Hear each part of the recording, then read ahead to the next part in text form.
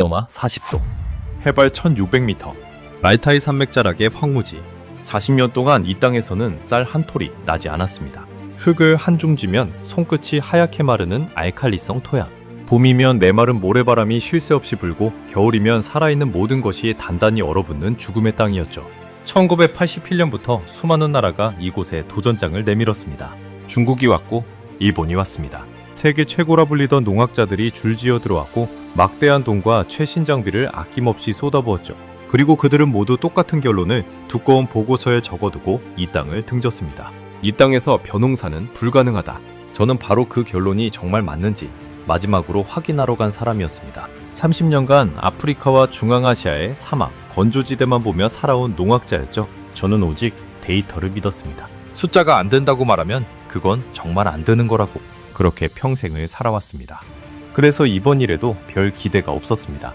또 안 될 게 뻔한 프로젝트라고 형식적으로 한번 둘러보고 빠지면 그만이라고 생각했으니까요. 솔직히 비행기에 오르는 발걸음조차 무거웠습니다. 그런데 2025년 가을, 그 저주받은 황무지 한복판에서 바람에 천천히 일렁이는 무언가를 봤습니다. 황금빛이었습니다. 지평선 끝까지 끝없이 펼쳐진 알알이 단단하게 연근 황금빛 벼 이삭이었죠. 저는 제 눈을 의심했습니다. 입안이 바싹 말라붙었고 손에 들고 있던 보고서가 미끄러질 뻔했습니다. 한 걸음 다가가 떨리는 손으로 이삭을 만져봤지만 그것은 분명한 진짜 벼였습니다. 까끌까끌한 나달의 감촉이 손바닥에 그대로 전해졌으니까요. 이게 정말 몽골 땅에서 자란 거라고? 세계의 강대국들이 40년간 두 손 들고 떠난 일을 단 2년 만에 해낸 나라가 있었습니다. 그들은 더 많은 돈으로 한 게 아니었습니다. 더 좋은 장비로 밀어붙인 것도 아니었죠. 그들이 이 황무지에 들고 온 건 제가 30년간 단 한 번도 떠올려보지 못한 전혀 다른 무엇이었습니다. 오늘 데이터만 믿고 살아온 제 30년 신념이 통째로 무너진 그 이야기를 끝까지 함께 보시죠. 영상 시작 전 구독과 좋아요로 대한민국의 미래를 응원해주세요. 제 이름은 마르쿠스 페버. 독일 출신의 농학자입니다. 30여 동안 국제식량 농업 컨설팅 기업의 수석 농학자로 일했고 한때는 UN 식량농업기구의 자문위원으로도 활동했습니다. 제 전문 분야는 사막과 건조지대에서의 농업 개발이었죠. 아프리카의 사하라 남쪽에서 중앙아시아의 메마른 평원에서 저는 물 한 방울이 귀한 땅에 어떻게 작물을 심을지를 평생 연구했습니다. 흙냄새가 밴 작업판은 제 서재 한쪽에 늘 놓여 있었고 그 신발이 밟아온 대륙만 5곳이 넘었습니다. 그 5대륙을 누비는 동안 저는 한 가지 사실만큼은 확실히 배웠습니다. 인간의 의지가 아무리 강해도 자연 앞에서는 무력하다는 것. 저는 수많은 농부들이 빈 땅을 붙들고 우는 모습을 봤고 그때마다 자연은 끝내 답을 주지 않았습니다. 동료들은 저를 두고 차가운 사람이라고 했습니다. 맞는 말이었습니다. 저는 감정을 믿지 않았으니까요. 농부의 간절한 눈빛도 정부 관료의 거창한 약속도 저에게는 아무 의미가 없었습니다. 제가 믿는 건 오직 하나, 데이터였습니다. 토양의 산도, 연평균 강수량, 적산 온도, 무상일수. 그 숫자들이 안 된다고 말하면 저는 단호하게 말했습니다. 안 되는 건 안 되는 겁니다. 헛돈 쓰지 마세요. 그게 제 신조였습니다. 그렇게 30년을 살아오면서 저는 수십 개의 무모한 프로젝트를 중단시켰고 그때마다 제 판단은 옳았습니다. 데이터는 단 한 번도 저를 배신하지 않았으니까요. 농업은 낭만이 아니라 과학이라고 저는 강연 때마다 힘주어 말하곤 했습니다. 저는 그런 강연 끝에 늘 같은 슬라이드를 띄웠습니다. 화면에는 한 문장이 적혀 있었죠. 자연은 협상하지 않는다. 청중들은 고개를 끄덕였고 저는 그 끄덕임 속에서 제 30년이 옳았음을 확인받곤 했습니다. 그렇게 저는 점점 더 제 데이터를 신처럼 떠받들게 됐습니다. 안 되는 땅을 안 된다고 말해주는 것. 그것이 제가 세상에 기여하는 방식이라고 믿었으니까요. 2023년 겨울이었습니다. 베를린의 제 사무실로 한 통의 의뢰가 들어왔습니다. 몽골 정부의 자문 요청이었죠. 봉투를 열어 첫 줄을 읽는 순간 저는 헛웃음을 터뜨렸습니다. 몽골에서 벼농사라고? 서류에는 이렇게 적혀 있었습니다. 몽골이 자국 영토에서 쌀을 직접 재배하는 방안을 검토하고 있으며 그 타당성을 평가해줄 외부 전문가가 필요하다는 내용이었습니다. 저는 책상 위에 서류를 던져두고 잠시 천장을 올려다봤습니다.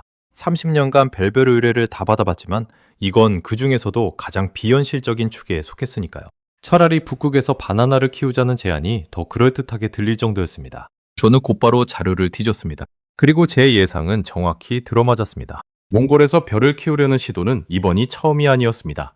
무려 1981년부터 40년이 넘는 세월 동안 여러 나라가 도전했던 일이었죠. 중국의 농업 사절단이 들어왔고 일본의 기술협력단도 왔습니다. 그들은 결코 어설픈 팀이 아니었습니다. 자국에서 손꼽히는 벼 전문가들이었고 충분한 예산과 장비를 갖추고 있었죠. 그런데 결과는 어땠을까요? 전부 실패했습니다. 한 곳도 빠짐없이 단 한 번의 성공도 없이 말입니다. 그들이 남긴 보고서의 마지막 페이지는 약속이라도 한 듯 똑같았습니다. 현지 기후 조건상 벼 재배는 불가능한 40년간 쌓인 실패의 기록이 제 눈앞에 산처럼 쌓여 있었습니다. 그 종이 더미를 넘기는 동안 저는 묘한 안도감마저 느꼈습니다. 이미 답이 나와 있는 문제였으니까요. 특히 일본 팀의 기록이 인상 깊었습니다. 그들은 토양 개량제를 대량으로 투입했고 최신 관계 시설까지 설치했습니다. 비용으로만 따지면 작은 마을 하나를 세울 만한 돈을 쏟아부었죠. 그런데도 결과는 똑같았습니다. 자란 벼는 키만 멀쑥하게 컸을 뿐 이삭이 제대로 여물지 못했습니다. 돈으로 자연을 이기려 한 시도의 전형적인 실패였습니다. 이유는 명확했습니다. 저는 몽골의 다연 조건을 하나씩 짚어봤습니다. 첫째, 추위였습니다. 겨울 기온이 영하 40도까지 떨어지는 곳이었죠. 벼는 본래 따뜻하고 습한 동남아시아의 몬순 기후에서 자라는 작물입니다. 그런 벼를 세계에서 가장 추운 나라 중 하나에 심겠다니 상식밖의 발상이었습니다. 둘째, 고도였습니다. 레벨 후보지로 거론된 홉드도 볼강구는 해발 1600m에 달하는 고산지대였습니다. 공기가 희박하고 일교차가 극심하며 작물이 자랄 수 있는 시간 자체가 절대적으로 짧은 곳이었죠. 여름은 짧고 서리는 일찍 내렸습니다. 게다가 그 짧은 여름조차 변덕스러웠습니다. 7월에 눈이 내리는 일도 드물지 않았으니까요. 셋째, 그리고 가장 결정적인 것, 토양이었습니다. 그 지역의 흙은 알칼리성이었습니다. 벼는 약한 산성 토양에서 잘 자라는데 알칼리성 땅에서는 뿌리가 영양분을 제대로 빨아들이지 못합니다. 한마디로 벼가 살아남을 수 없는 흙이었죠. 아무리 좋은 씨앗을 뿌려도 그 땅은 받아주질 않았습니다. 사진 속 그 땅은 척박하다 못해 거의 달의 표면처럼 보였습니다. 풀 한 폭이 제대로 자라지 못한 회백색 흙. 그 위에 벼를 심겠다는 건 농학자로서가 아니라 인간으로서도 받아들이기 힘든 생각이었습니다. 추위, 고도, 토양, 이 세 가지 악조건이 한 곳에 겹쳐 있었습니다. 저는 계산기를 두드릴 필요도 없었습니다. 이건 농학의 문제가 아니라 물리법칙의 문제였으니까요. 하나만 있어도 어려운 조건이 세 개나 포개진 땅. 그 어떤 나라가 와도 결과는 정해져 있었습니다. 저는 자료 폴더를 덮으며 길게 한숨을 내쉬었습니다. 머릿속에서는 이미 보고서의 결론 문장이 완성되어 있었습니다. 사실 이런 일은 제게 익숙했습니다. 의뢰인은 언제나 희망을 원하지만 전문가의 역할은 그 희망에 차가운 진실을 들이대는 것이니까요. 저는 그 차가움에 대한 보수를 받는 사람이었습니다. 그리고 이번에도 제 역할은 분명해 보였습니다. 그날 저녁 저는 오랜 친구이자 옛 동료인 다나카에게 전화를 걸었습니다. 일본인 농학자인 그는 과거 바로 그 몽골벼 프로젝트에 직접 참여했다가 실패하고 철수한 경험이 있었습니다. 누구보다 그 땅을 잘 아는 사람이었죠. 다나카, 몽골에서 또 벼를 키우겠다는 의뢰가 들어왔어. 자문을 맡아달라는데. 수화기 너머에서 한참 동안 침묵이 흘렀습니다.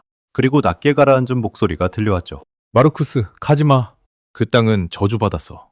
다나카의 목소리에는 깊은 피로가 배어 있었습니다. 그는 자신이 그곳에서 보낸 시간을 떠올리는 듯 했습니다. 최선을 다했지만 단 한 포기의 벼도 제대로 여물지 못했던 그 황무지를 말입니다. 우리가 못한 일이야. 자네가 가도 똑같아. 시간 낭비, 돈 낭비, 그리고 자존심만 상하고 돌아오게 될 거야. 나는 그곳에서 3년을 보냈어. 다시는 떠올리고 싶지 않은 시간이야. 저는 고개를 끄덕였습니다. 다나카의 말이 100번 옳았으니까요. 사실 저도 같은 생각이었습니다. 그의 목소리에서 묻어나는 좌절감이 그 땅의 실체를 무엇보다 정확하게 증언하고 있었습니다. 다나카는 마지막으로 한마디를 더 보탰습니다. 그곳 사람들은 정말 간절해. 그게 더 마음 아파. 안 될 걸 알면서도 자네는 그 간절함 앞에서 안 된다고 말해야 할 거야. 그 순간이 제일 괴롭지. 저는 대수롭지 않게 대답했습니다. 괜찮아. 나는 그런 데 익숙하니까. 하지만 저는 결국 가기로 했습니다. 이유는 단순했습니다. 자문료가 나쁘지 않았고 무엇보다 제 입으로 직접 불가능하다는 결론을 내려주는 것이 깔끔하다고 생각했거든요. 현장을 한번 둘러보고 토양 샘플 몇 개 채취하고 데이터를 정리해 보고서를 쓰면 그만이었습니다. 길어야 일주일. 그리고 저는 정중하지만 단호하게 적을 생각이었습니다. 몽골에서의 벼 재배는 권장하지 않음. 비행기표를 예약하면서도 저는 제 결론을 이미 정해두고 있었습니다. 그것이 30년 경력의 전문가가 가진 자신감이자 동시에 오만함이었다는 걸 그때 저는 전혀 알지 못했습니다. 울란바토르로 향하는 비행기 안에서 저는 창밖으로 끝없이 펼쳐진 황량한 갈색 대지를 내려다봤습니다. 푸른 빛이라고는 찾아볼 수 없는 메마르고 거친 땅이었죠. 강도 드물고 나무도 드문 오직 마른 풀과 바위뿐인 풍경이 몇 시간째 이어졌습니다. 비행기가 고도를 낮추기 시작하자 저 멀리 울란바토르의 회색 건물들이 눈에 들어왔습니다. 저는 안전벨트를 매며 다시 한번 마음을 다잡았습니다. 감정에 휘둘리지 말 것, 그들의 기대에 헛된 희망을 주지 말 것, 데이터가 말하는 그대로만 전할 것. 그것이 제가 이 먼 곳까지 온 유일한 이유였습니다. 저는 속으로 중얼거렸습니다. 역시 이런 곳에서 무슨 농사를. 다나카 말이 맞아. 빨리 끝내고 돌아가자. 그때까지만 해도 저는 확신했습니다. 이번 출장이 제 인생에서 가장 무의미한 일주일이 될 거라고 말입니다. 하지만 단 며칠 뒤 울란바토르의 한 회의실에서 만난 조용한 한국인 한 사람이 그 단단했던 확신을 뿌리채 흔들기 시작합니다. 2024년 5월의 어느 아침, 울란바토르의 몽골 식량농업 경공업부 회의실이었습니다. 창밖으로는 아직 잔설이 남은 야트막한 산들이 보였고 회의실 안은 난방을 틀었는데도 어딘가 서늘했습니다. 긴 탁자 주위로 몽골 정부의 관료들과 농업 전문가 10여 명이 둘러앉아 있었죠. 저는 그들 사이에서 노트북을 펴고 이미 머릿속에 정리된 결론을 어떻게 전달할지만 고민하고 있었습니다. 회의는 몽골 측의 현황 브리핑으로 시작됐습니다. 한 젊은 사무관이 일어나 발표를 시작했죠. 농업부 소속의 바트라는 청년이었습니다. 28쯤 됐을까요? 그는 또렷한 영어로 자국의 식량 상황을 설명했는데 그 내용이 제 예상보다 훨씬 심각했습니다. 몽골은 현재 소비하는 쌀의 100%를 수입에 의존하고 있습니다. 단 한 톨도 우리 땅에서 나지 않습니다. 저는 펜을 멈추고 화면을 바라봤습니다. 숫자들이 차례로 떠올랐습니다. 처음에는 비교적 작은 숫자부터였습니다. 한 가구가 한 달에 쓰는 쌀값, 그 다음은 한 마을, 그 다음은 한 지역. 그리고 마지막 슬라이드에서 전체 숫자가 나타났습니다. 2024년 한 해 몽골이 수입한 쌀은 49,536톤입니다. 금액으로는 우리 돈으로 약 460억 원에 달합니다. 회의실이 잠시 조용해졌습니다. 바트의 목소리가 미세하게 떨렸습니다. 문제는 이 숫자가 매년 늘고 있다는 겁니다. 예전 우리 조상들은 고기와 유제품 위주로 먹었습니다. 하지만 도시화가 빠르게 진행되면서 젊은 세대의 식탁이 바뀌고 있습니다. 이제 몽골의 도시 사람들도 쌀밥을 먹습니다. 볶음밥을 먹고 덮밥을 먹습니다. 쌀 수요는 해마다 치솟는데 우리는 그걸 전부 바깥에서 사와야만 합니다. 발표 자료의 그래프는 가파른 오르막을 그리고 있었습니다. 한 해 한 해 막대가 높아질수록 회의실에 앉은 관료들의 표정도 조금씩 굳어갔습니다. 저는 그제야 이 프로젝트가 단순한 농업 실험이 아니라는 걸 깨달았습니다. 이건 식량 주권의 문제였습니다. 만약 국경이 닫히거나 수출국이 가격을 올리거나 세계적인 식량 위기가 닥친다면 몽골 국민의 밥상은 한순간에 무너질 수 있었습니다. 그들에게 자국산 쌀 한 톨은 단순한 곡식이 아니라 생존의 문제였던 겁니다. 그 순간 제 머릿속을 스친 건 묘한 기시감이었습니다. 저는 아프리카의 여러 나라에서 똑같은 장면을 봤습니다. 자기 땅에서 식량을 못 키워 매년 외화를 쏟아붓는 나라들.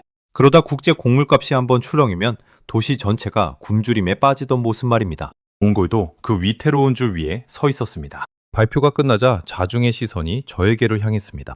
의장석에 앉은 차관이 정중하게 물었습니다. 네버 박사님, 세계적인 전문가의 솔직한 의견을 듣고 싶습니다. 우리가 우리 땅에서 쌀을 키울 수 있겠습니까? 드디어 제 차례였습니다. 저는 천천히 일어섰습니다. 이미 답은 정해져 있었으니까요. 저는 최대한 정중하지만 분명하게 말할 생각이었습니다. 여러분의 절박함은 충분히 이해합니다. 하지만 농학자로서 저는 정직해야 합니다. 저는 잠시 말을 골랐습니다. 몽골의 기후 조건은 벼 재배에 근본적으로 맞지 않습니다. 영하 40도의 겨울, 해발 1600m의 고도, 그리고 알칼리성 토양. 이 세 가지는 인간의 노력으로 바꿀 수 있는 변수가 아닙니다. 지난 40년간 중국과 일본의 뛰어난 전문가들이 도전했지만 모두 실패했습니다. 그건 그분들의 실력이 부족해서가 아닙니다. 자연이 허락하지 않았기 때문입니다. 회의실에 무거운 침묵이 내려앉았습니다. 몇몇 관료들의 얼굴에 실망의 그림자가 스쳤습니다. 바트라는 청년은 고개를 떨군 채 자신의 손끝만 바라보고 있었죠. 저는 마음 한구석이 불편했지만 이게 제 일이라고 스스로를 다독였습니다. 헛된 희망보다 차가운 진실이 낫다고 말입니다. 그러니 제 권고는 이렇습니다. 무리한 자체 생산에 예산을 쏟기보다는 안정적인 수입처를 다변화하고 비축 시스템을 강화하는 편이 바로 그때였습니다. 회의실 한쪽 끝, 지금껏 단 한마디도 하지 않던 한 남자가 조용히 손을 들었습니다. 50대 중반쯤으로 보이는 동양인 남자였습니다. 짙은색 점퍼를 입고 있었는데 그 옷차림이 회의실에 정장 차린 관료들 사이에서 유독 눈에 띄었습니다. 손등이 검게 그을려 있었고 손톱 밑에는 흙이 끼어 있는 듯 보였죠. 책상 물림이 아니라 현장에서 직접 흙을 만지는 사람의 손이었습니다. 혈관이 그를 소개했습니다. 박사님께 소개하겠습니다. 이분은 한국농촌진흥청 산하 해외농업기술개발협력단 코피아 몽골센터의 오 소장님이십니다. 저는 고개를 살짝 끄덕이며 그를 바라봤습니다. 한국. 솔직히 의외였습니다. 제 머릿속에서 한국은 반도체와 자동차, 스마트폰의 나라였으니까요. 그런 첨단 기술의 나라가 이런 황무지의 농업에 왜 끼어든 걸까? 저는 속으로 생각했습니다. 한국 같은 나라가 이런 데까지 와서 무슨 농사 실험이요? 결국 또 한 번의 비싼 실패로 끝날 텐데 오 소장은 자리에서 일어나지도 않았습니다. 그저 앉은 채로 아주 차분한 목소리로 입을 열었습니다. 통역을 거쳐 그의 말이 전해졌습니다. 베버 박사님 말씀 잘 들었습니다. 데이터로 보면 분명 맞는 말씀입니다. 저는 의외라고 생각했습니다. 공의하는 건가? 그런데 그의 다음 말이 회의실의 공기를 완전히 바꿔놓았습니다. 그런데 박사님, 한 가지만 말씀드리고 싶습니다. 저희는 이미 지난달 시험 포장에 모를 심었습니다. 순간 제 귀를 의심했습니다. 뭐라고요?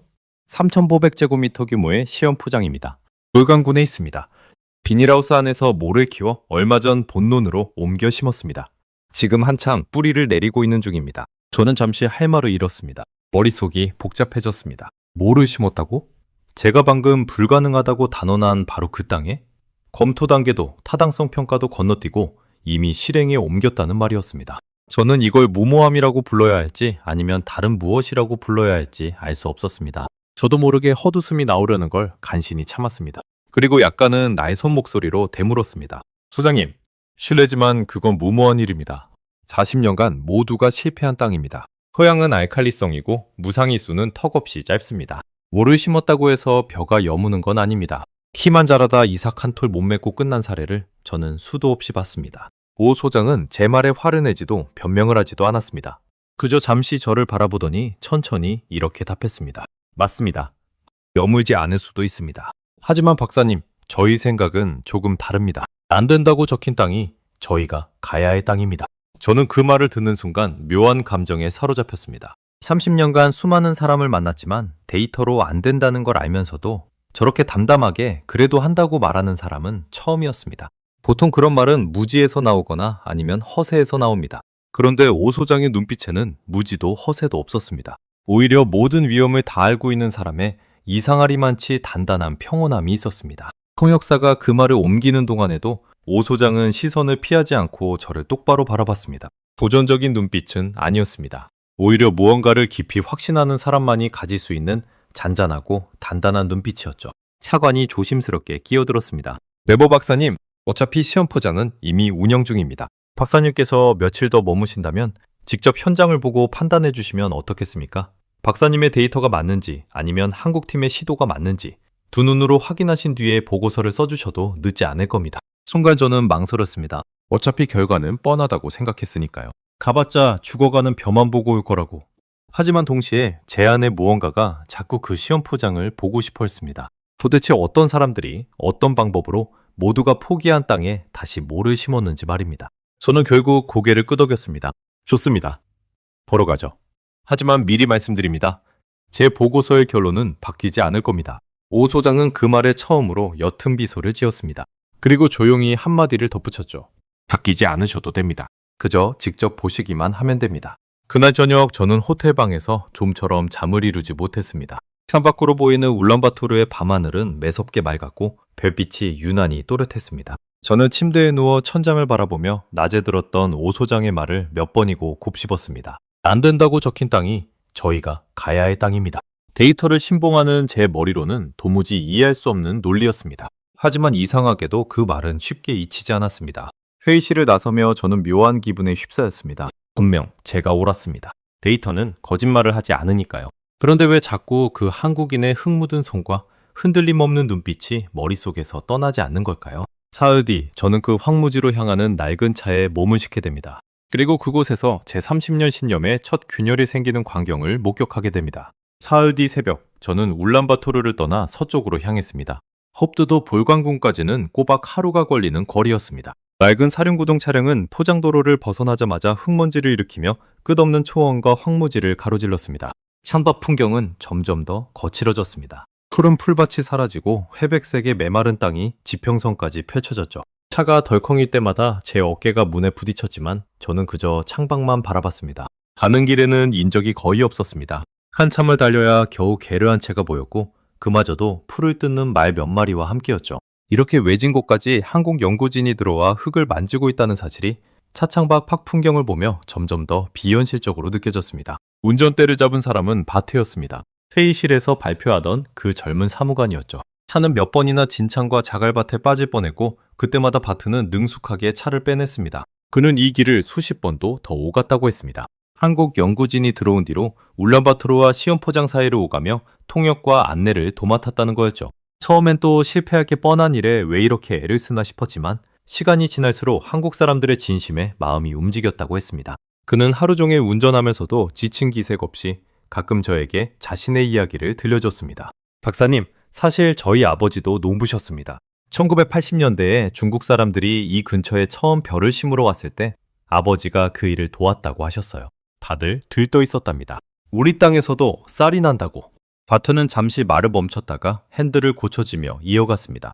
그런데 가을이 되자 벼는 다 죽었습니다. 그 다음에 온 일본 팀도 마찬가지였고요. 아버지는 평생 그 장면을 잊지 못하셨어요. 돌아가시기 전까지 늘 말씀하셨죠. 이 땅은 쌀을 키울 수 없는 땅이다. 괜한 기대를 품지 마라. 저는 그 말을 들으며 묘한 동질감을 느꼈습니다. 바트의 아버지나 저나 결국 같은 결론에 도달한 사람들이었으니까요. 차이가 있다면 저는 그 결론을 데이터로 알았고 그분은 평생의 경험으로 알았다는 것뿐이었습니다. 바트는 맥미러로 저를 슬쩍 보며 조심스럽게 물었습니다. 박사님은 정말 안 될 거라고 생각하세요? 저는 솔직하게 답했습니다. 미안하지만 그렇습니다. 자네 아버지 말씀이 맞을 겁니다. 바트는 더 묻지 않았습니다. 다만 그의 손이 핸들을 조금 더 세게 주는 것이 보였습니다. 그 청년의 마음속에도 또 한 번 실패를 지켜봐야 할지 모른다는 두려움이 자리 잡고 있었던 겁니다. 해가 뉘엿뉘엿 기울 무렵 마침내 시험포장에 도착했습니다. 차에서 내리자마자 매서운 바람이 뺨을 때렸습니다. 5월인데도 공기가 쌀쌀했죠. 저는 가장 먼저 발밑의 흙을 살폈습니다. 30년 동안 몸에 밴 습관이었습니다. 흙을 한 줌 쥐어 손바닥에 비벼봤습니다. 푸석푸석하고 건조했습니다. 그리고 그 특유의 감촉. 알칼리성 토양 특유의 비누처럼 미끈거리면서도 메마른 느낌이 손끝에 그대로 전해졌습니다. 저는 그 흙을 코끝에 가져가 냄새를 맡아봤습니다. 비릿한 물기도 생명의 기운도 느껴지지 않는 메마른 흙 냄새였습니다. 제가 아프리카의 사막에서 수없이 맡았던 바로 그 죽은 땅의 냄새였죠. 이런 흙에서 벼가 자란다는 건 제 30년 경험에 정면으로 어긋나는 일이었습니다. 저는 가방에서 휴대용 산도 측정기를 꺼냈습니다. 흙에 증류수를 섞어 수치를 쟀습니다. 화면에 뜬 숫자를 보고 저는 고개를 저었습니다. 폐하 8을 훌쩍 넘는 강한 알칼리성이었습니다. 벼가 가장 좋아하는 흙은 폐하 5에서 6 사이의 약산성인데 이 땅은 정반대였습니다. 보세요 소장님. 저는 측정기를 오 소장에게 내밀며 거의 단정하듯 말했습니다. 이 수치로는 벼 뿌리가 영양분을 흡수할 수 없습니다. 질소도, 인산도, 이 산도에서는 뿌리가 빨아들이지 못해요. 여기서 벼를 키운다는 건 과학적으로 미친 짓입니다. 저는 일부러 강한 단어를 썼습니다. 이 헛된 시도를 빨리 멈추게 하는 것이 그들을 돕는 길이라고 믿었으니까요. 그런데 오 소장은 제 말에 전혀 동요하지 않았습니다. 그는 측정기를 잠시 들여다보더니 빙긋 웃으며 이렇게 말했습니다. 맞습니다, 박사. 저희도 처음 이 땅을 측정했을 때 똑같은 숫자를 봤습니다. 폐하 8.2였죠.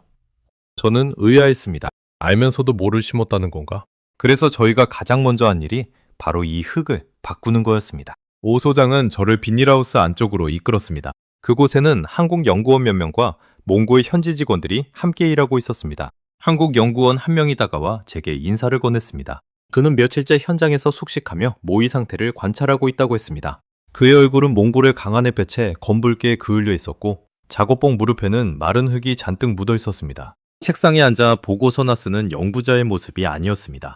한쪽에는 커다란 포대들이 쌓여 있었는데 산성 성질을 띤 토양 개량용 비료였습니다. 저는 그 비료 포대 하나를 들춰봤습니다. 한국에서 직접 공수해온 것이라고 했습니다. 머나먼 한국에서 이 황무지까지 흙을 살리겠다고 비료를 실어 나른 그 마음이 어떤 것인지 그때의 저는 아직 다 헤아리지 못했습니다. 오 소장이 설명을 시작했습니다. 저희는 이 알칼리성 토양에 산성 비료를 단계적으로 투입했습니다. 한꺼번에 많이 넣으면 흙이 충격을 받으니까 조금씩 나눠서 몇 달에 걸쳐 산도를 낮췄습니다. 폐하 8.2였던 땅을 벼가 견딜 수 있는 중성에 가깝게 끌어내렸습니다. 오 소장은 측정 장비가 놓인 작은 작업대로 저를 안내했습니다.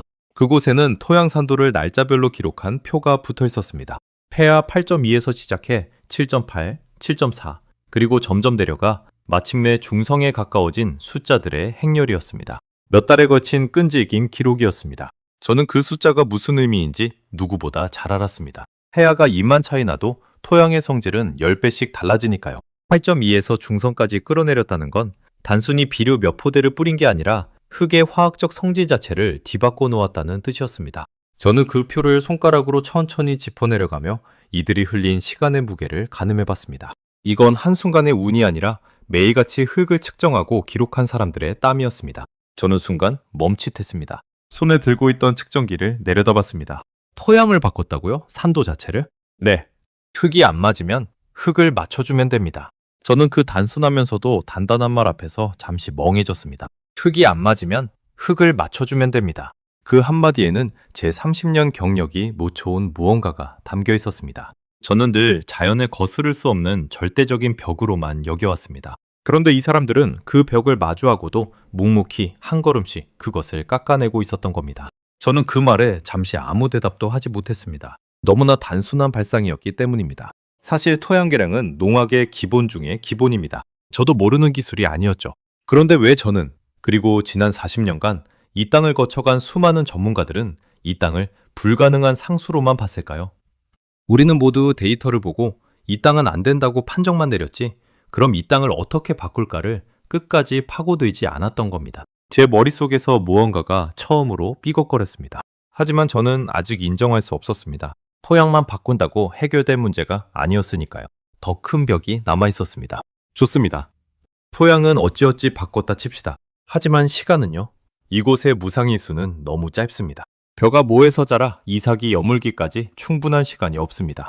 서리가 일찍 내리면 벼는 채 익지도 못하고 얼어 죽습니다. 이건 비료로 해결할 수 있는 문제가 아닙니다. 저는 이번엔 정말 답이 없을 거라고 생각했습니다. 시간은 인간이 만들어낼 수 없는 것이니까요. 그런데 오 소장은 또다시 차분하게 답했습니다. 맞습니다.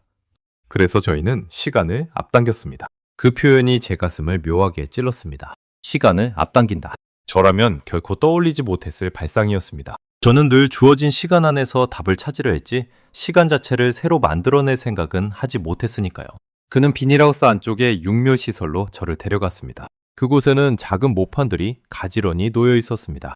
보통 벼모는 30일 정도 키운 뒤에 논에 옮겨 심습니다. 그런데 저희는 이곳에서 모를 40일에서 42일까지 평소보다 훨씬 오래 키웁니다. 비닐하우스 안은 따뜻하니까요. 바깥이 아직 추울 때 이 안에서 모를 미리 튼튼하게 길러두는 겁니다. 그러면 바깥에 옮겨 심은 뒤 벼가 자랄 시간이 그만큼 벌어집니다. 짧은 여름을 최대한 길게 쓰는 방법이죠. 저는 천천히 모판을 들여다봤습니다. 작고 여린 모들이 빽빽하게 자라고 있었습니다. 짙은 초록빛이 건강해 보였습니다. 저는 농학자로서 수없이 많은 모판을 봐왔지만 이렇게 척박한 땅에서 이렇게 건강한 모를 보게 될 줄은 상상도 하지 못했습니다. 저는 그중 하나를 조심스럽게 만져봤습니다. 손끝에 닿는 잎이 단단했습니다. 약한 모가 아니었습니다.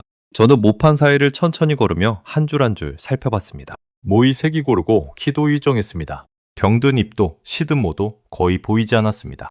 누군가가 매일같이 정성껏 돌보지 않으면 절대 나올 수 없는 상태였습니다. 저는 문득 궁금해져 물었습니다. 이걸 누가 다 관리합니까? 오 소장이 답했습니다. 저희 연구원들과 현지 직원들이 교대로 밤을 새웁니다. 모가 추위를 타지 않도록 밤마다 온도를 확인하거든요. 저는 그 말에 다시 한번 말문이 막혔습니다. 그 순간 제 안에서 30년간 한 번도 흔들린 적 없던 무언가가 균열을 내기 시작했습니다. 입안이 텁텁해지고 등줄기를 따라 서늘한 기운이 스쳤습니다. 저는 분명 이 모든 조건을 알고 있었습니다. 토양 계량도 육묘기간 조절도 전부 제가 하는 기술이었습니다. 그런데 저는 그것들을 한 번도 이 땅에 적용하겠다고 생각해 본 적이 없었습니다. 저는 그저 데이터를 읽고 불가능이라는 도장을 찍는 사람이었으니까요. 오 소장은 그런 제 표정을 가만히 지켜보더니 조용히 말했습니다. 박사님, 저희도 안 될 수 있다는 거 압니다. 올가을 수학 때까지 가봐야 진짜 결과를 알겠죠. 하지만 저희는 데이터가 안 된다고 말하는 그 지점에서 질문을 멈추지 않았습니다. 왜 안 되는가가 아니라 어떻게 하면 되는가를 물었을 뿐입니다. 저는 그 말을 듣고 한참 동안 비닐하우스 천장만 올려다봤습니다. 비닐 너머로 몽골의 차가운 하늘이 흐릿하게 비쳤습니다. 제 입에서는 아무 말도 나오지 않았습니다. 반박할 데이터가 없어서가 아니라 반박하고 싶은 마음 자체가 처음으로 흔들렸기 때문이었습니다. 그날 밤 저는 현장 근처의 허름한 숙소에 묵었습니다. 침대에 누웠지만 잠이 오지 않았습니다. 천장을 바라보며 저는 제 30년을 되돌아봤습니다. 제가 중단시킨 수십 개의 프로젝트들. 그중 정말로 불가능했던 건 몇 개였을까? 혹시 그중 일부는 누군가가 끝까지 질문을 멈추지 않았다면 가능했을지도 모르는 일 아니었을까? 그 생각이 들자 저는 처음으로 제 신념이 무서워졌습니다. 저는 그동안 얼마나 많은 가능성을 제 손으로 닫아버렸을까요? 그 무게가 한꺼번에 어깨를 짓누르는 것 같았습니다. 그리고 그것은 앞으로 제가 겪게 될 더 큰 충격의 시작에 불과했습니다. 이튿날 아침 저는 일찍 눈을 떴습니다. 밤새 뒤척이느라 몸은 무거웠지만 머릿속만큼은 이상하게 또렷했습니다. 저는 다시 시험 포장으로 나갔습니다. 이번엔 의뢰 받은 전문가로서가 아니라 무언가를 진심으로 알고 싶어하는 한 사람의 농학자로서였습니다. 새벽 공기는 칼날처럼 차가웠고 입김이 하얗게 피어올랐습니다. 멀리 알타이 산맥의 봉우리에는 아직 잔설이 남아있었습니다. 그 황량한 풍경 한가운데 푸른 변온 한 자락만이 마치 다른 세상처럼 펼쳐져 있었습니다. 오 소장은 이른 아침부터 본론에 나와 있었습니다. 그는 옮겨 심은 벼들 사이를 천천히 걸으며 한 포기 한 포기 상태를 살피고 있었죠. 저는 그 옆으로 다가가 어제는 차마 묻지 못했던 질문을 꺼냈습니다. 소장님, 솔직히 묻겠습니다. 토양과 시간 문제는 그렇다 칩시다. 하지만 결정적인 게 남아 있습니다. 품종입니다. 일반적인 벼 품종으로는 이 추위를 절대 못 견딥니다. 도대체 어떤 벼를 심으신 겁니까? 오 소장은 잠시 걸음을 멈추더니 발밑에 벼 한 포기를 가리켰습니다. 진부올벼라는 품종입니다. 오 소장은 손바닥에 벼잎을 올려놓고 저에게 보여줬습니다. 일반 벼보다 잎이 짧고 도톰했습니다. 추위를 견디기 위해 그렇게 진화한 품종이라고 했습니다. 처음 듣는 이름이었습니다.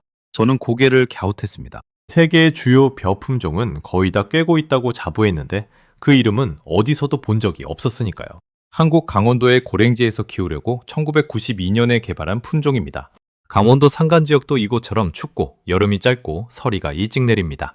그래서 추위에 강하고 무엇보다 아주 빨리 여뭅니다. 이런 품종을 극조생종이라고 부릅니다. 남들보다 일찍 익는 벼라는 뜻이죠. 일반 벼는 모내기부터 수확까지 보통 130일 안팎이 걸립니다. 그런데 이곳의 무상일수는 그보다 한참 짧았습니다. 그 짧은 시간 안에 익는 품종이 아니라면 애초에 도전 자체가 무의미했던 겁니다. 진보울벼는 바로 그 빈틈을 정확히 메우는 열쇠였습니다. 저는 그 설명을 듣는 순간 머릿속에서 무언가가 번쩍 켜지는 느낌을 받았습니다. 1992년, 그러니까 한국은 무려 33년 전에 자기 나라의 추운 산간 지역을 위해 이 작은 품종을 개발해뒀던 겁니다. 그리고 그 품종이 수천 킬로미터 떨어진 몽골의 황무지에서 빛을 발하고 있었습니다. 저는 그 자리에서 휴대폰을 꺼내 진부올벼를 검색해봤습니다. 한국의 농업연구기관이 강원도 산간 지역의 짧은 재배 기간에 맞춰 육성한 품종으로 시바르당 약 500kg의 수확이 가능하다고 기록되어 있었습니다. 일반 벼보다 한참 일찍 익는다는 설명도 있었습니다. 저는 그 숫자들을 보며 천천히 고개를 끄덕였습니다. 단순히 운으로 고른 품종이 아니었습니다. 한국은 자국의 데이터를 바탕으로 이 몽골 땅에 가장 잘 맞을 품종을 정확히 골라온 것이었습니다. 저는 그제야 깨달았습니다. 지난 40년간 실패한 나라들과 한국의 결정적인 차이를. 중국도, 일본도, 그리고 저 자신도. 우리는 모두 이 땅에 어떤 벼가 맞을까를 깊이 고민하지 않았습니다. 그저 일반적인 벼를 가져와 심고 안 되면 이 땅은 안 된다고 결론 내렸을 뿐입니다. 땅을 탓하기만 했지 땅에 맞는 씨앗을 찾으려 하지 않았던 겁니다. 저는 그동안 수백 편의 보고서에 불가능이라는 단어를 적어왔습니다. 그 단어를 적을 때마다 저는 스스로가 냉철하고 정직하다고 느꼈습니다. 하지만 이제와 생각하니 어쩌면 그 단어는 제가 더 이상 고민하지 않아도 된다는 면죄부였는지도 모릅니다. 안 된다고 결론 내리는 순간 모든 책임에서 벗어날 수 있었으니까요. 그런데 한국은 달랐습니다.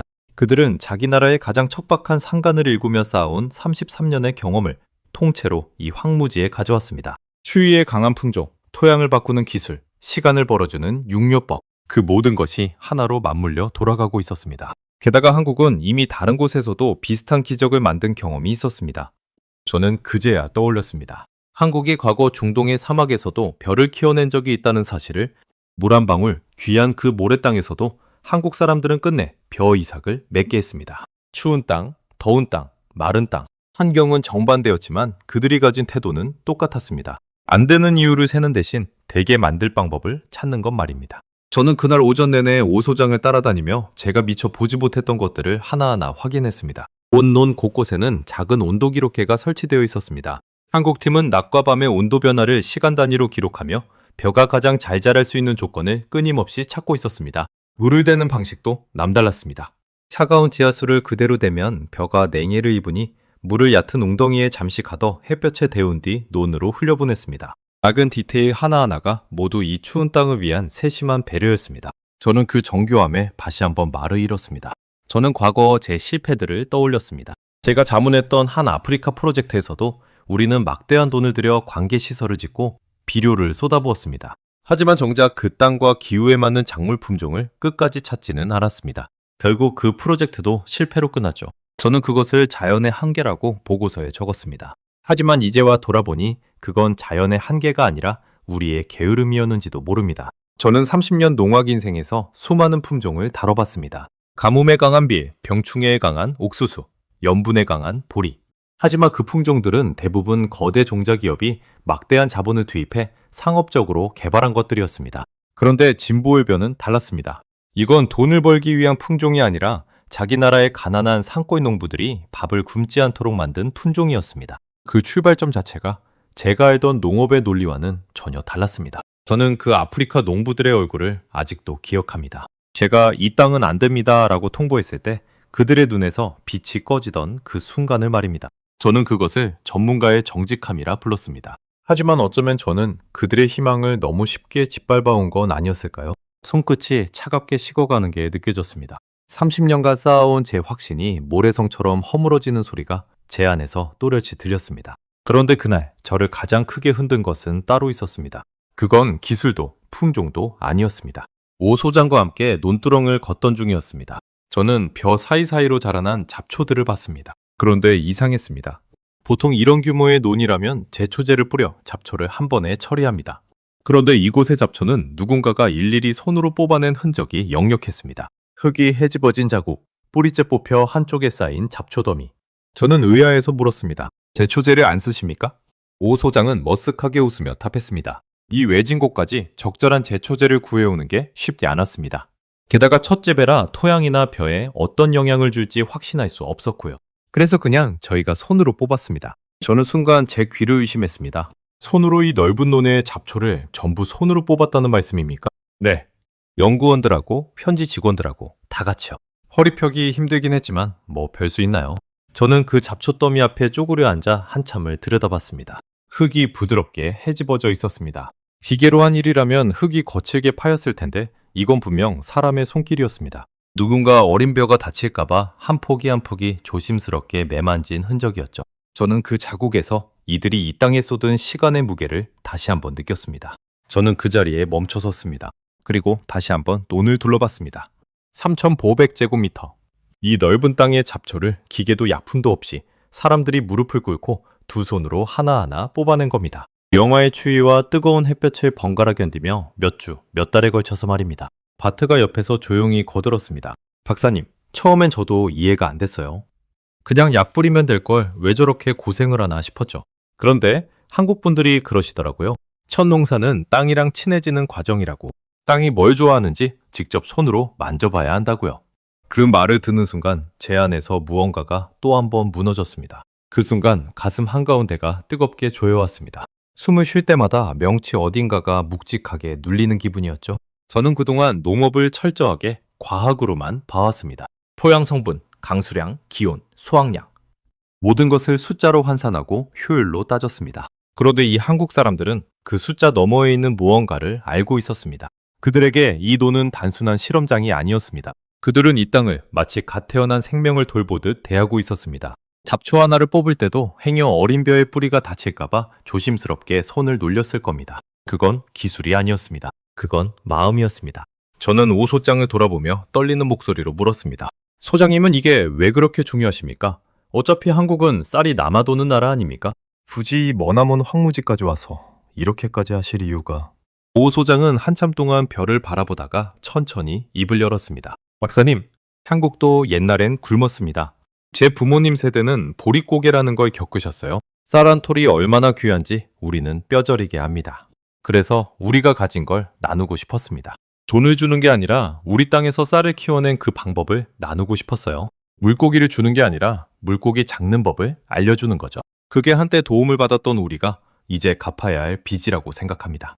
통역을 거쳐 그 말이 전해지는 동안 오 소장의 눈가가 살짝 붉어지는 것을 저는 봤습니다. 저는 그 말을 듣고 아무 대답도 할 수 없었습니다. 저는 그 단어를 입속으로 곱씹어 봤습니다. 빚. 보험을 빚으로 여기고 그 빚을 다른 가난한 나라에 갚는다는 발상. 그건 효율과 이윤으로 돌아가는 제 세계의 언어가 아니었습니다. 훨씬 더 오래되고 훨씬 더 단단한 사람의 언어였습니다. 그 한마디는 통역을 거치면서도 무게가 조금도 줄어들지 않았습니다. 오히려 통역사의 목소리마저 살짝 떨리는 것 같았습니다. 바로 그 순간 제 안에서 30년을 지탱해온 신념이 완전히 무너져 내렸습니다. 저는 평생 이렇게 믿어왔습니다. 농업은 자연과 인간의 싸움이고 자연이 이기면 인간은 물러나야 한다고. 하지만 한국 사람들은 자연과 싸우지 않았습니다. 그들은 자연을 설득하고 있었습니다. 흙을 어르고 시간을 빌리고 추위에 강한 씨앗을 데려와 끝내 이 죽은 땅을 살려내고 있었던 겁니다. 저는 고개를 들어 끝없이 펼쳐진 변온을 바라봤습니다. 아직 익지 않은 푸른 벼들이 바람에 일렁였습니다. 저는 그 풍경을 한동안 카메라에 담지도 못한 채 그저 멍하니 바라보기만 했습니다. 무언가를 기록한다는 행위 자체가 이 순간 앞에서는 부질없게 느껴졌으니까요. 저는 무릎을 꿇고 벼 한 포기를 가까이 들여다봤습니다. 줄기가 굵고 단단했습니다. 뿌리 근처의 흙도 촉촉하게 잘 다져져 있었습니다.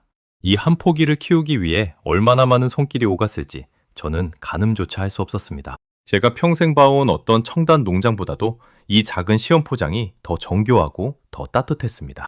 그 평범한 풍경이 그날따라 제 눈에는 기적처럼 보였습니다. 저는 손에 들고 있던 측정 수첩을 내려놓았습니다. 더는 숫자를 적을 마음이 들지 않았습니다. 이곳에서 일어나는 일은 제 수첩의 칸으로는 도저히 담을 수 없는 것이었으니까요. 저는 입술을 깨물며 속으로 중얼거렸습니다. 40년간 모두가 왜 불가능한가를 증명했다. 그런데 한국만이 어떻게 가능한가를 물었다.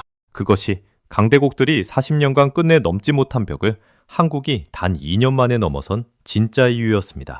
저는 그 자리에서 한참을 그렇게 서 있었습니다. 차가운 바람이 불어와 벼 이파리들이 사각사각 소리를 냈습니다. 마치 이 땅이 저에게 무언가를 속삭이는 것 같았습니다. 안 된다고 단정 짓지 마라. 나는 아직 끝나지 않았다. 30년간 자연의 목소리를 데이터로만 들어온 제가 처음으로 땅의 진짜 목소리를 듣는 순간이었습니다. 저는 그날 밤 노트북을 열어 미리 써둔 보고서의 결론을 한참 동안 바라봤습니다. 몽골에서의 벼재배는 권장하지 않음. 그 한 줄을 저는 차마 그대로 둘 수가 없었습니다. 커서를 그 문장 끝에 가져갔지만 손가락이 쉽사리 움직이지 않았습니다. 아직 수학이 끝난 것도 아닌데 무엇이 옳은지 저는 확신할 수 없었습니다. 그날 저녁 저는 다나카에게 짧은 메시지를 보냈습니다. 자네 말이 틀렸을지도 몰라. 그 저주받은 땅에 지금 푸른 벼가 자라고 있어. 한참 뒤에 답장이 왔습니다. 착각하지 마, 마르쿠스. 자라는 것과 여무는 건 달라. 가을까지 가봐야 알아. 저는 그 답장을 보며 씁쓸하게 웃었습니다. 불과 며칠 전까지만 해도 그건 제가 했을 법한 말이었으니까요. 다만 한 가지는 분명했습니다. 그 가을 저는 다시 이 황무지로 돌아오게 될 거라는 것을.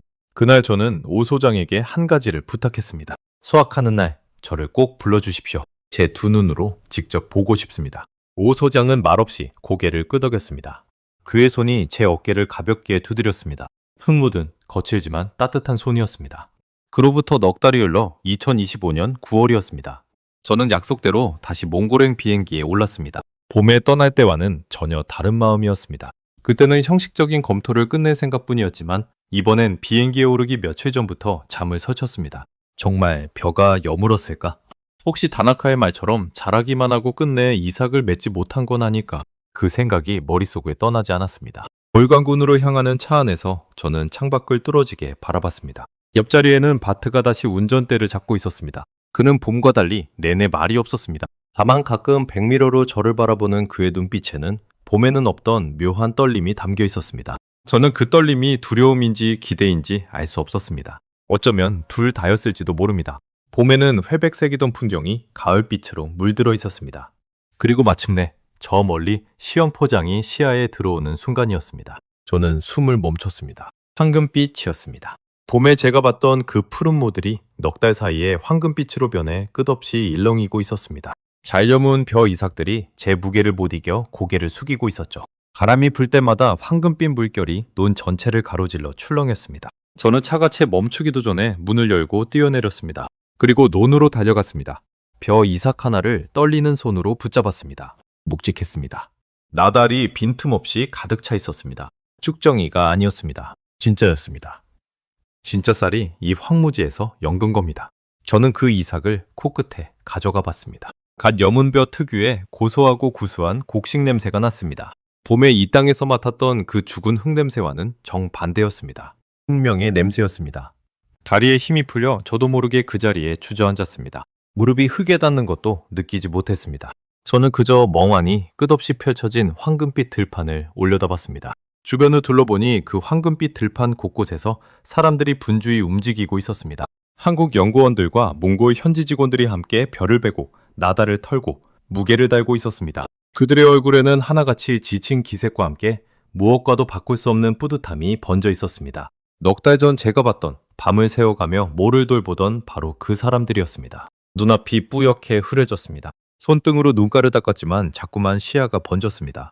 그토록 자신만만하던 제가 한낱 흙바닥에 무릎을 꿇고 어린아이처럼 울고 있었습니다. 30년 경력도 세계적인 전문가라는 명함도 그 순간만큼은 아무 의미가 없었습니다. 40년이었습니다.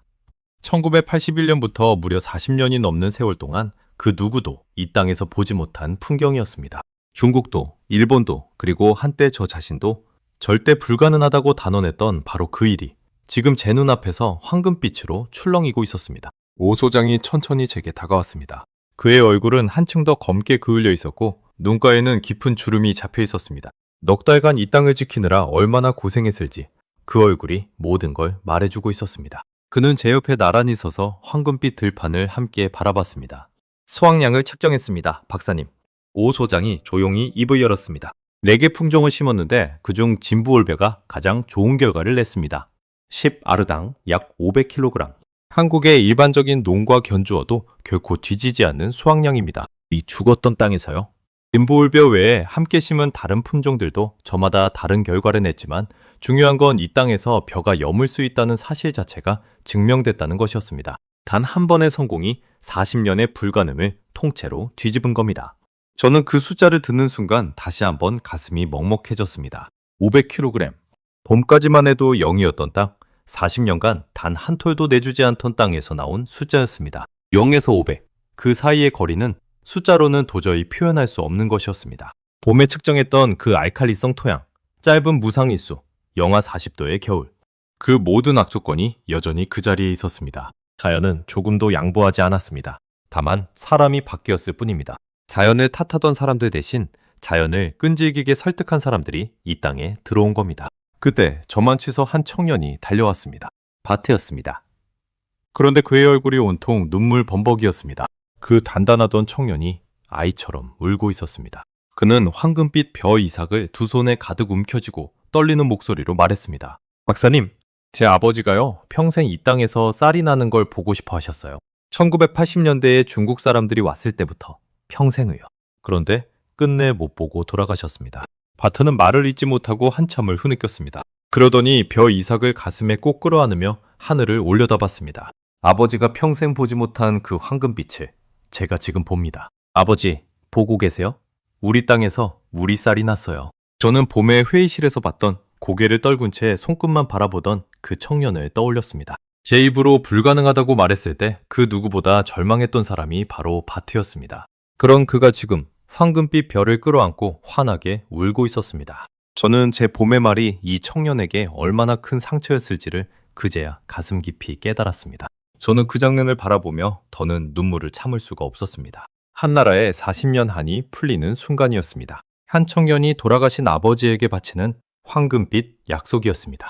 저는 그 청년의 손에 들린 벼 이삭을 바라봤습니다. 그 안에는 한 가족의 40년이, 아니 한 나라의 40년이 통째로 담겨 있는 것 같았습니다. 그리고 그 모든 것을 가능하게 한 건 머나먼 한국에서 건너온 작은 씨앗 하나와 묵묵히 흙을 만진 사람들의 손이었습니다. 그것은 단순히 한 번의 농사 성공이 아니었습니다. 100% 수입에 의존하던 나라가 처음으로 내 땅의 쌀을 갖게 된 순간이었습니다. 식량 주권의 첫걸음. 누군가에게 손을 벌리지 않고도 제 백성을 먹일 수 있다는 한 나라의 자존심이 다시 서는 순간이었습니다. 그날 오후 수확한 쌀로 지은 밥이 현장에 차려졌습니다. 갓 도정한 쌀이라 윤기가 자르르 흘렀습니다. 김이 모락모락 나는 흰 쌀밥 한 그릇이 제 앞에 놓였습니다. 저는 숟가락을 들어 한 입을 떠넣었습니다. 입안에 단맛이 퍼졌습니다. 저는 평생 수많은 쌀밥을 먹어봤지만 그날의 그 한 그릇만큼 맛있는 밥은 처음이었습니다. 옆에 앉은 몽골 직원들은 그 밥을 먹으며 소리 없이 눈물을 훔쳤습니다. 자기 나라 땅에서 난 쌀로 지은 생애 첫 밥이었으니까요. 저는 그 밥 한 그릇에 담긴 의미를 숟가락을 든 손이 떨릴 만큼 무겁게 느꼈습니다. 저는 그 자리에서 휴대폰을 꺼냈습니다. 그리고 다나카에게 전화를 걸었습니다. 신호가 가는 동안 제 심장이 빠르게 뛰었습니다. 한참 만에 다나카의 목소리가 들려왔습니다. 마르쿠스? 무슨 일이야 이 시간에? 저는 잠시 아무 말도 하지 못했습니다. 목이 메어 소리가 나오지 않았으니까요. 저는 황금빛 들판을 천천히 둘러보며 겨우 입을 열었습니다. 다나카. 자네가 저주받았다고 했던 그 땅 말이야. 그래, 그게 왜? 여기 지금 황금이 자라고 있어. 벼가 익었어. 그것도 아주 잘 익었어. 자네가 봤어야 했는데. 소화기 너머에서 긴 침묵이 흘렀습니다. 그리고 한참 뒤 다나카의 떨리는 목소리가 들려왔습니다. 정말이야? 정말로 여물었다고? 내 두 눈으로 직접 보고 있어. 우리가 틀렸어, 다나카. 그 땅은 저주받은 게 아니었어. 그저 진심으로 다가가는 사람을 기다리고 있었을 뿐이야. 전화를 끊고 저는 한동안 그 자리에 가만히 서 있었습니다.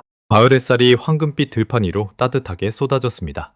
저는 천천히 제 지난 30년을 되돌아봤습니다. 저는 평생을 데이터의 사도로 살았습니다. 숫자가 안 된다고 하면 안 되는 거라고 믿었고 그 믿음으로 수많은 도전에 가입표를 쳤습니다.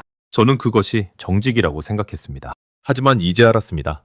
제 데이터에는 한 가지가 빠져 있었습니다. 바로 인간의 의지였습니다. 흙을 바꾸겠다는 의지, 시간을 벌겠다는 의지, 그리고 무엇보다 끝까지 포기하지 않겠다는 마음. 그 변수는 어떤 측정기로도 잴 수 없는 것이었습니다. 그 변수를 빼놓은 채 저는 평생 절반짜리 계산서만 들고 세상을 판단해온 셈이었습니다. 저는 일어나 천천히 논두렁을 걸었습니다. 봄에 제가 산도 측정기를 들이대며 미친 짓이라고 단언했던 바로 그 자리였습니다. 그 땅 위로 지금은 황금빛 벼가 끝없이 펼쳐져 있었습니다. 저는 허리를 숙여 벼 한 포기를 다시 어루만졌습니다. 까끌까끌한 나달이 손바닥을 간지렸습니다. 봄에 그 죽은 흙을 만졌던 바로 그 손으로 이제 살아난 곡식을 만지고 있다는 사실이 좀처럼 믿기지 않았습니다. 저는 늘 안 되는 건 안 되는 것이라고 말해왔습니다. 그런데 한국 사람들은 그 말 앞에서 멈추지 않았습니다. 그들은 안 되는 걸 어떻게 되게 할까를 물었습니다. 그 작은 질문의 차이가 40년의 실패와 2년의 성공을 갈랐던 겁니다. 저는 문득 봄에 오 소장이 했던 말을 떠올렸습니다. 안 된다고 적힌 땅이 저희가 가야 할 땅입니다. 그때는 무모한 객기로만 들렸던 그 말이 이제는 제 인생을 통째로 바꿔놓은 한마디가 되어 있었습니다. 저는 오 소장에게 다가가 그의 손을 두 손으로 꼭 잡았습니다. 흙이 깊이 밴 거칠고 단단한 손이었습니다. 저는 그 손의 감촉을 평생 잊지 못할 것 같았습니다. 그 손이야말로 어떤 첨단 장비보다도 강력한 도구였으니까요. 저는 그 손을 잡고 진심을 담아 말했습니다. 소장님, 제가 틀렸습니다. 30년간 저는 데이터만 봤지 사람을 보지 못했습니다. 오늘 소장님께서 그리고 한국이 저에게 진짜 농업이 무엇인지 가르쳐 주셨습니다. 정말 감사합니다. 오 소장은 그저 따뜻하게 웃으며 제 손을 마주 잡았습니다. 그리고 조용히 말했습니다. 아닙니다, 박사님. 우리는 그저 포기하지 않았을 뿐입니다. 그게 전부예요. 그 겸손한 한마디가 그날의 황금빛 들판보다도 더 깊이 제 가슴에 박혔습니다. 가을바람이 다시 한번 들판을 쓸고 지나갔습니다. 황금빛 물결이 끝에서 끝까지 천천히 일렁였습니다. 저는 그 풍경을 가슴 깊이 새겼습니다. 제 인생에서 가장 아름답고 가장 부끄럽고 가장 고마운 순간이었습니다. 독일로 돌아온 뒤 저는 가장 먼저 책상 앞에 앉아 보고서를 다시 썼습니다. 봄에 미리 적어두었던 그 차가운 결론 한 줄을 저는 통째로 지웠습니다. 그리고 그 자리에 전혀 다른 문장을 채워 넣었습니다. 불가능은 데이터가 아니라 포기의 다른 이름이었다. 그 한 문장을 쓰는데 저는 30년이 걸린 셈이었습니다. 저는 그 보고서를 제출하면서 표지에 한 줄을 더 적었습니다. 이 보고서는 30년 경력의 농학자가 처음으로 자신의 판단이 틀렸음을 인정하며 작성한 것이다. 부끄러운 고백이었지만 동시에 제 인생에서 가장 자랑스러운 한 줄이기도 했습니다. 몽골 정부는 이 첫 성공을 발판으로 벼 재배를 본격적으로 확대하기로 결정했습니다. 100% 수입에 의존하던 나라가 이제 제 땅에서 쌀을 키워낼 길을 찾은 겁니다. 매년 약 460억 원, 49,536톤의 쌀을 바깥에서 사오던 나라가 비로소 그 의존의 사슬을 끊어내 첫 단추를 채운 것이었습니다. 그뿐이 아니었습니다. 벼농사가 자리를 잡으려면 안정적인 물 공급이 필요하니 저수지가 필요했고 너른 돈을 갈려면 농기계가 필요했으며 무엇보다 그 추위에 견디는 종자가 계속 필요했습니다. 그 종자는 끝없는 추위 속에서도 살아남도록 한국 연구자들이 수십 년에 걸쳐 다듬고 또 다듬은 결정체였습니다. 한 톨의 씨앗에 담긴 그 긴 세월의 무게를 저는 비로소 헤아릴 수 있게 됐습니다. 한국이 가진 기술과 경험이 이 머나먼 땅에서 새로운 길을 하나하나 열어가고 있었습니다. 저수지가 들어서면 마른 땅이 적셔지고 농기계가 돌면 더 넓은 논이 일궈질 것이며 그 길을 따라 한국과 몽골의 인연은 더욱 깊어질 것이었습니다. 작은 씨앗 하나가 만든 파장은 그렇게 한 나라의 미래를 바꾸고 있었습니다. 저는 그 모습을 지켜보며 진정한 도움이란 무엇인가를 다시 생각하게 됐습니다. 누군가에게 물고기를 잡아 건네주는 건 쉽습니다. 하지만 그건 그 사람을 영원히 의존하게 만들 뿐입니다. 한국이 한 일은 달랐습니다.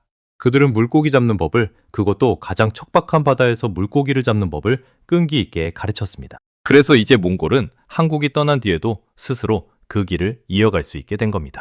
그것이야말로 진짜 도움이었습니다. 저는 종종 그 황금빛 들판을 떠올립니다. 그리고 그때마다 한 가지 사실에 새삼 놀라곤 합니다. 그 모든 기적의 출발점이 33년 전 한국 강원도의 작은 산골을 위해 만들어진 품종 하나였다는 사실 말입니다. 1992년 한국의 누군가는 자기 나라의 가장 춥고 척박한 땅에서도 농부들이 굶지 않도록 추위에 강한 벼를 묵묵히 개발했습니다. 그때 그 사람은 알았을까요?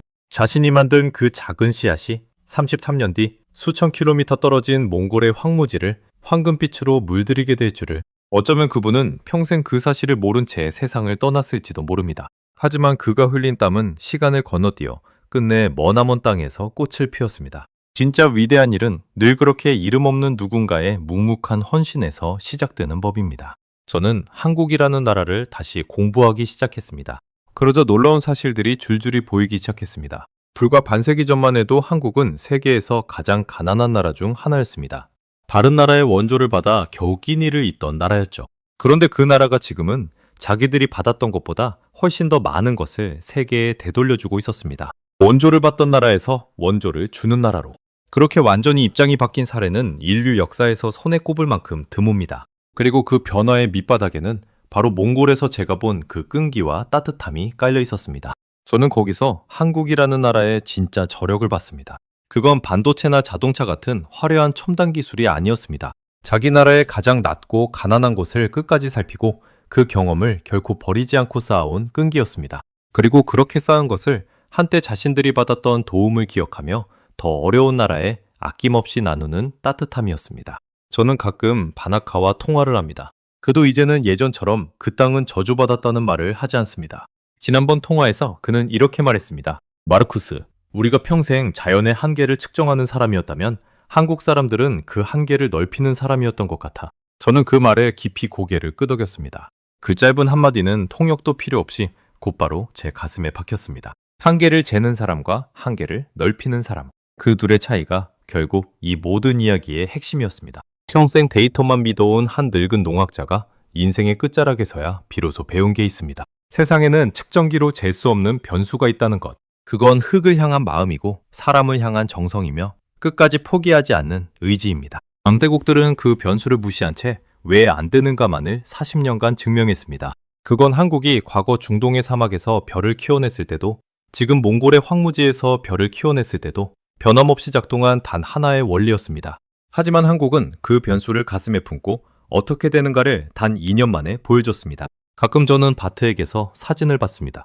황금빛처럼 물든 들판 앞에서 환하게 웃고 있는 그의 모습이 담긴 사진입니다. 그 사진을 볼 때마다 저는 봄날 회의실에서 고개를 떨구고 있던 그 청년을 떠올립니다. 그리고 그 청년에게 불가능하다고 말했던 저 자신을 떠올립니다. 만약 그날 한국 사람들마저 저처럼 포기했다면 바트는 영영 그 웃음을 짓지 못했을 겁니다. 누군가의 포기는 다른 누군가의 희망을 꺾지만 누군가의 끈기는 다른 누군가의 인생을 바꿉니다. 저는 그 사실을 이 늦은 나이에야 비로소 배웠습니다. 이제 저는 누군가 저에게 이 땅에서는 안 됩니다 라고 단언하는 보고서를 가져오면 가장 먼저 이렇게 되묻습니다. 정말 안 되는 겁니까? 아니면 우리가 포기한 겁니까? 몽골의 그 황무지에는 올해도 봄이 오면 다시 모가 심길 겁니다. 그리고 가을이면 또다시 황금빛 물결이 그 죽었던 땅 위로 일렁이겠죠. 봄에 모를 심고 여름에 잡초를 뽑고 가을에 거두는 그 평범한 농사의 순환이 이제는 이 땅의 당연한 풍경이 될 겁니다. 40년 동안 단 한 번도 돌아본 적 없던 그 순환이 말입니다. 그 들판을 바라볼 때마다 몽골 사람들은 기억할 겁니다. 모두가 불가능하다며 떠난 그 자리에 끝까지 남아 흙을 일군 사람들이 있었다는 것을. 그리고 그 사람들이 어느 나라에서 왔는지를 말입니다. 저는 이 이야기를 세상에 꼭 전하고 싶었습니다.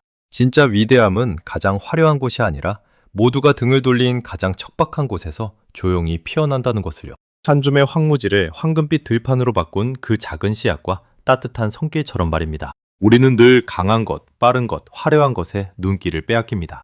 하지만 한 알의 쌀이 죽은 땅을 살리듯 세상을 진정으로 바꾸는 힘은 의외로 작고 조용한 곳에 숨어 있었습니다. 저는 다음 시간에도 전 세계를 놀라게 할 대한민국의 이야기로 다시 찾아뵙겠습니다. 감사합니다.